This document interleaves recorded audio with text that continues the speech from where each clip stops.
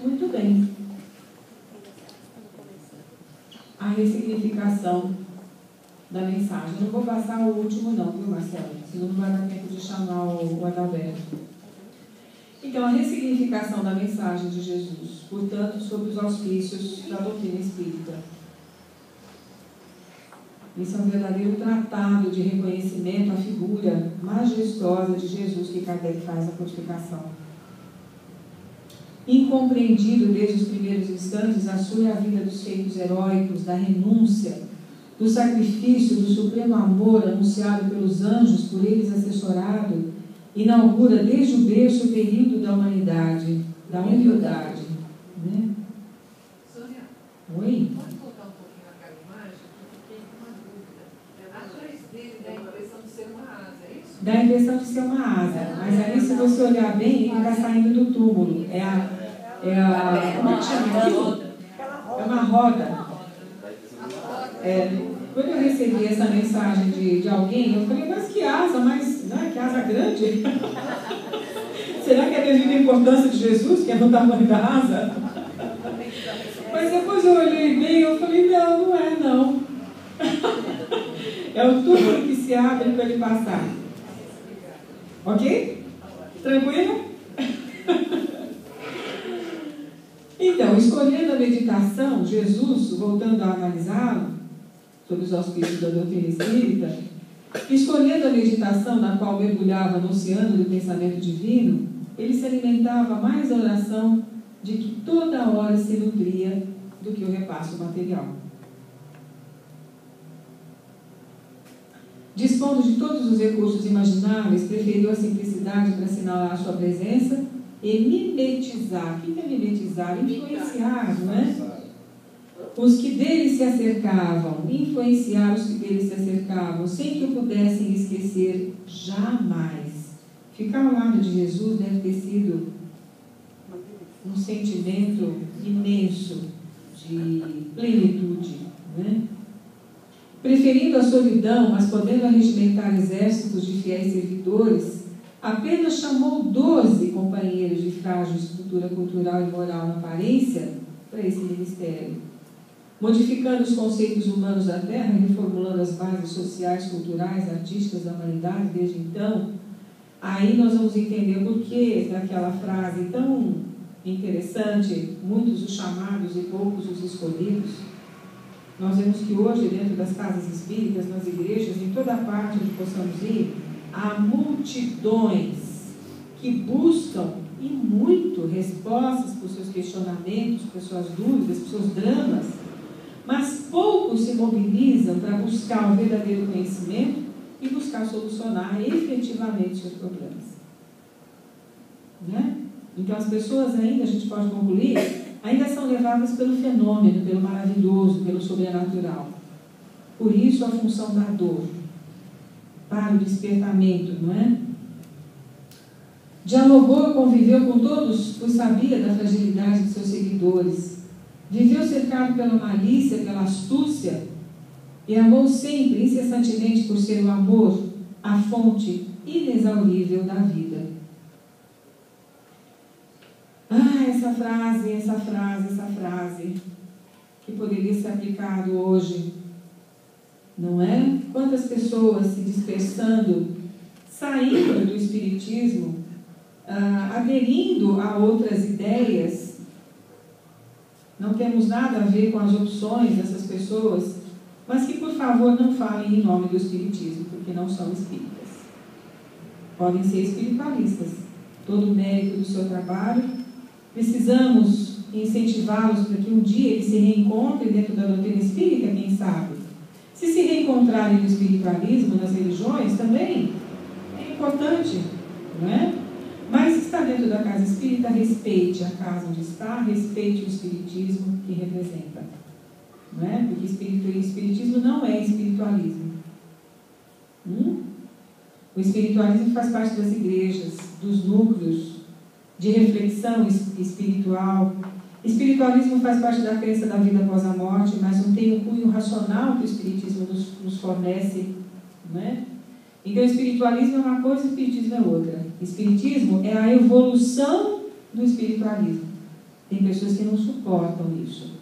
Porque o Espiritismo vai preconizar para a gente uma reforma interior muito violenta. E nem todo mundo está disposto a essa mudança. A abrir mão dos seus conceitos, da sua maneira de ser, egocentrada, egoísta. Infelizmente, é essa a realidade que aí está. Não é? Então, não é um tom de crítica, é um tom de realidade, um tom de colocar os pés no chão e fazer a análise que o Espiritismo realmente nos faculta a fazer. E deixar que os companheiros sigam o seu caminho. Em face da decadência do pensamento cristão, mediante as naturais injunções humanas através do tempo, Jesus prometeu ao Consolador que se encarregaria de restabelecer os ensinos na sua pureza primitiva e completar as necessidades intelectuais das criaturas no período das investigações científicas e culturais. Daí o surgimento do Espiritismo. O Espiritismo veio restaurar, portanto, o cristianismo de Jesus. Alguém falou isso em algum momento na aula, não foi? E o fato espírita fundamentou a existência de Jesus, bem como a sua ressurreição, repetindo na atualidade as realizações do passado, enquanto despiu das fantasias do miraculoso e do sobrenatural os eventos de realizações normais, inusitadas, quanto legítimas. Há um abismo entre Jesus de Nazaré e o mito de Jesus Cristo, o Messias profetizado, tanto quanto há um abismo profundo, essa já é uma fala de Herculano, entre o cristianismo dos homens e o caminho ensinado por Jesus, pleno de verdade e vida. Isso explica vários séculos de desvios doutrinários, nos quais se miscuíram a morte, o suplício, a tortura como mecanismos impositivos de poder temporal, mesclados à ideia de poder divino. Se a gente for passar em uma viagem pela história, nós vamos ver que foi isso que prevaleceu, não é? A agressão ao ser humano para fazer prevalecer a sua própria ideia. Jesus tinha conhecimento de que somente no futuro seus mais profundos ensinamentos seriam compreendidos e assimilados. Que a sua pessoa seria vista não como um mito, um herói descido à terra, misto de carne e divindade, senão ela própria, como quiseram as religiões, mas um ser pleno de espírito e verdade. Somente no Espiritismo isso acontece. Né? Portanto, o cristianismo de Jesus não é uma religião, é uma doutrina do conhecimento que fornece elementos para muitas religiões. A finalidade do cristianismo não é a salvação da alma após a morte, mas a sua salvação aqui mesmo, no âmbito da terra. Salvação, porém, o que é? Não no sentido redentorista, como libertação de um mal mortal, mas salvação libertadora através dos próprios esforços, através da reencarnação sucessiva, através do conhecimento, da liberdade de ir e vir, até da liberdade de culto, né? Daí concluímos que o cristianismo não é religião, igualmente não fundamenta nem estrutura a filosofia cristã, mesmo porque essa última existe como escola filosófica, como veremos nas aulas sobre filosofia do período medieval. É um convite já, né?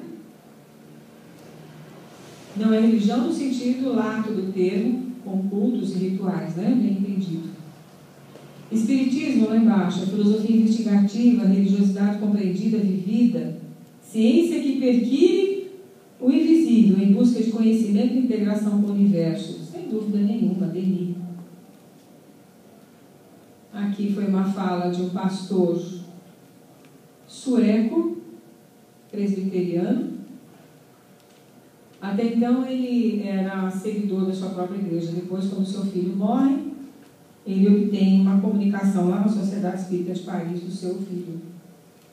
E ele adere depois à doutrina espírita.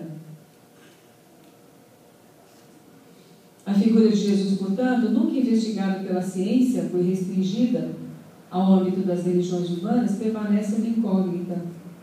Sem dúvida, quando a gente toma as investigações sobre Jesus histórico, é um Jesus humano, meramente humano, como o último filme que foi lançado agora de descoberta do túmulo de Jesus, que foi feita pelo criador do filme Titanic, como é o nome dele? James Cameron. Sim. E um documentarista israelense, eles acreditaram que acharam um túmulo de Jesus. Então, e junto havia os restos mortais de uma mulher que poderia ser a esposa de Jesus, provavelmente Maria de Magdala, e os restos de uma criança que, porventura, poderia ser o filho de ambos. Então, essa busca incansável pelo Jesus histórico é sempre no sentido de trazer Jesus à nossa imagem e semelhança. Isso é errado. Jesus não veio para ter família, não que não pudesse, mas ele não veio para isso, né? A sua mensagem ultrapassava a família carnal. E ele deixou tantos exemplos plausíveis disso. Olha só, no seu diálogo com as crianças, com a samaritana, com a mulher adúltera, na cura dos aleijados, dos obsedados, mitificado pelo tempo mitológico, endeusado pela religião, isolado nos altares, ele retorna como ser vivo presente, absolutamente presente em mente e coração junto aos seres humanos. É assim que nós temos que ver Jesus. E ali nós vamos encontrar nas questões de número 100 a 110 a jornada de Jesus, que é a nossa jornada. Desde um ser que começa o seu caminho até depois a chegar em plenitude. É como se nós estivéssemos ascendendo ali etapas, fases que nós vamos ultrapassando, como degraus ascensionais. Olha lá, a ideia de altura de novo, né? Subir ao monte. Jesus mostrou o caminho, o Espiritismo detalha a lei de adoração, a ordem de bem, missão dos espíritas, os obreiros do Senhor. Tudo isso nós já conhecemos, não é? Olha só.